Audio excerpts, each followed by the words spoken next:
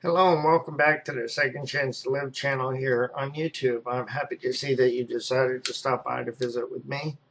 Today I'm going to read an article to you that I wrote back in 2007. I believe that there's tremendous power in identification. So as I read this article to you and you listen to the content, write down any questions that you might have and please let me know. All questions are good questions. I'm going to put my glasses back on so that I can read this article to you. Thank you for your time, and I look forward to hearing from you. The power of identification. Through my process and in my experience, I have discovered an undeniable truth. There is tremendous power in identification. Although living with brain injuries, invisible disabilities, other disabilities, or adversity in general can leave you and I feeling alone and isolated, the good news is that we no longer have to remain alone or isolated. We can reach out to one another. We can find comfort, courage, and hope through the power of identification. By reaching out to and identifying with my fellows, I can find the comfort, courage, and hope to explore beyond my feelings of being alone and isolated. By reaching out and identifying with my fellows, I'm able to move beyond my struggle to accept myself. Several years ago, I wrote an article to share what I learned about the power of identification. Because I experienced comfort, courage, and hope through the power of identification, I share very personal information in the articles that I write for Second Chance to Live. My hope is that as you read articles from Second Chance to Live, as this one, you will experience the power of identification. My hope is that you will be given the comfort, courage, and hope to explore beyond your feelings of being alone and isolated. My hope is that as you read articles from Second Chance to Live, you will be able to move beyond your struggle to learn to accept yourself. And here's the article, The Power of Identification. Welcome back, and I'm so glad that you decided to stop by and rest. You are a gift to me. I'm fired up about a particular topic. I've been fired up about this particular topic for most of my life. As a person living with a disability, I never felt quite like I was enough or that I measured up. I never quite understood why I did not measure up until I began to understand the insidious nature of comparison. For too long, I measured my worth by the status quo. I allowed the measuring stick of other people to dictate how and what I thought about myself. When I started treating myself with dignity and respect, I began having spiritual awakenings. One of these awakenings revealed to me that having a disability challenged the status quo. And that's a key point. It challenges the status quo. Although I sought to measure up to the expectations, I found myself consistently falling short in my attempts. Living with my brain injury and my invisible disability left me clueless in my attempts to compensate for real yet unknown deficits and limitations. In the process of my attempting to overcompensate, I lost sight of who I was as a person. In the process, I became a human doing rather than learning how to be in life. Doing instead of being became more important as I sought my standing amongst the status quo. Even as I attempted to overcompensate through achieving, I had no idea how my brain injury and my invisible disability intrinsically impacted my world.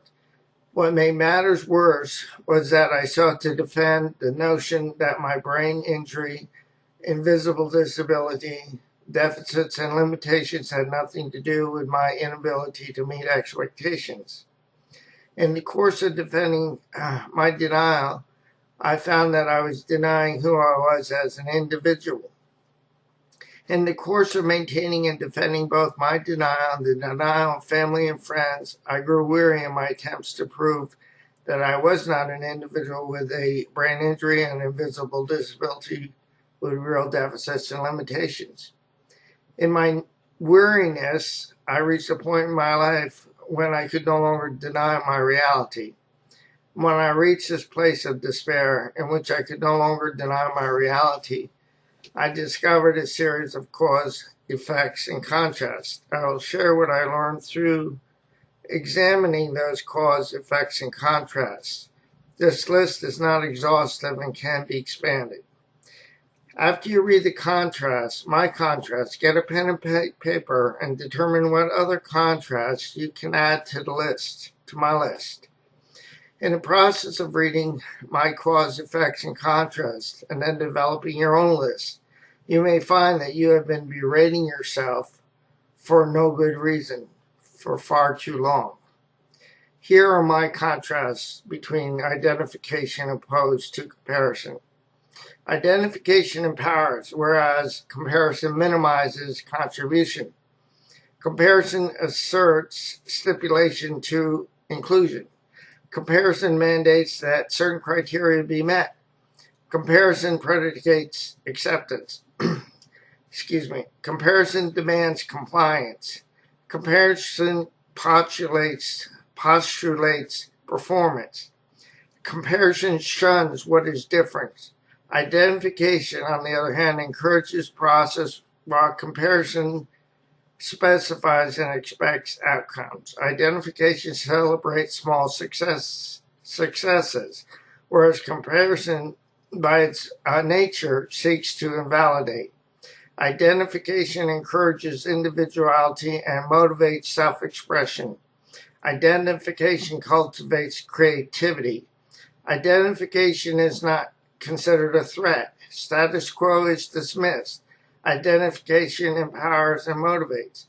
Identification musters enthusiasm in the face of discouragement. Identification breaks down the walls of isolation. Alienation is dismissed. Eccentricity is held in high esteem. Self-respect, self-esteem, and self-worth no longer need to be qualified. Value and ability is accepted at face value. Identification seeks to reconcile. Identification promotes humility. As I seek to identify with others, I practice love and tolerance. Identification frees my humanity to explore apart from comparison's dictates. Identification encourages expression. Identification encourages hope, whereas comparison predicates performance. Identification encourages process. Identification promotes self-confidence. Progress is accepted as a function of seeking to accept both others and oneself. As I love to accept myself, I am free to create with my being. My being and worth is not tied to a specific toy or outcome. I no longer need to keep up with the Joneses. I no longer need to chase after external validation. Identifying with others dispels the need to judge. Identification gives me permission to take risks and to scrape my knees in the process. Identification promotes excellence, not perfection. Identification sets me free to stay in the moment and to live life on life's terms. Identification promotes unity. I am interested to know what other contrasts you may have discovered. If you have any, please share them with me. I want to thank you for your time in listening to this particular article and for sharing your time with me. My friend, let me encourage you, please do not give up on yourself, a loving God, or your process. More will be revealed to you as it is being revealed to me. Be encouraged, my friend. You are a gift to your world and to those who are around you. I will say so long for now. I hope you have a great day. Thank you again for your time. And God bless you and your family. Merry Christmas to you. So long now. Thank you for your time.